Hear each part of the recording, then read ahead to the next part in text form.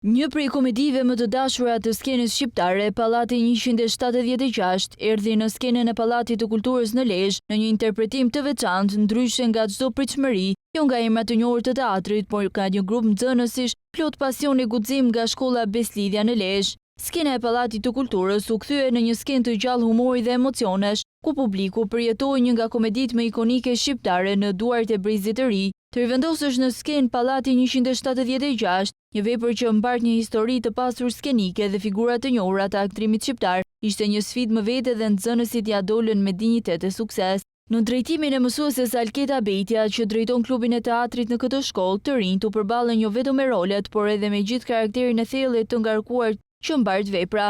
Sollëm në Lezhë me shumë sukses Pallati 176, këtë komedi që është maja e Olimpit të humorit shqiptar.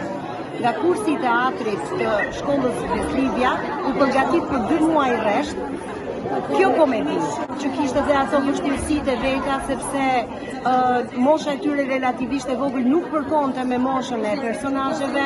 Gjithashtu ata sollën përpara spektatorit lezhian një realitet që nuk e njihnin, nuk e imagjinonin, por megjithatë ata ja dolën dhe e sollën me shumë sukses, duke korrur edhe duartrokitjet dhe mirëkuptimin edhe gjithçka që publiku lezhian i dha atyre.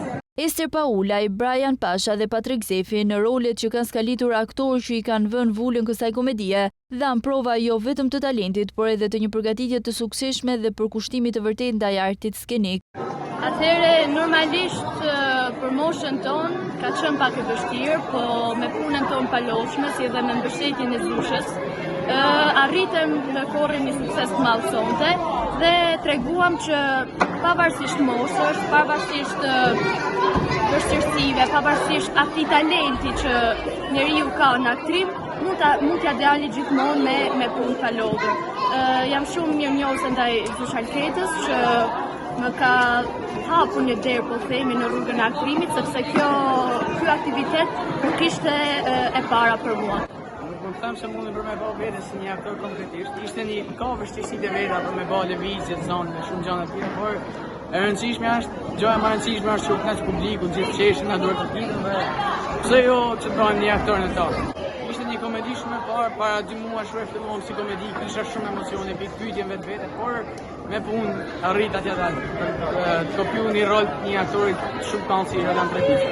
Atëherë ishte pak e vështirë, po ishte edhe pjesë shumë e mirë. Ishte një rol shumë të rëndësishëm, ishte pjesë e vështirë, ishte edhe pjesë shumë qesharake. Mendoj se kjo do jetë një eksperiencë shumë e paharrueshme. Publiku reagoi menjëherë me duartrokitje dhe emocione, duke konfirmuar se arti edhe në duar të reja ka fuqinë të prekë dhe të argëtojë. Kjo shfaqje dëshmoi që të rinjt mund të rilindin vepra klasike dhe t'i mbajnë ato të gjalla për publikun.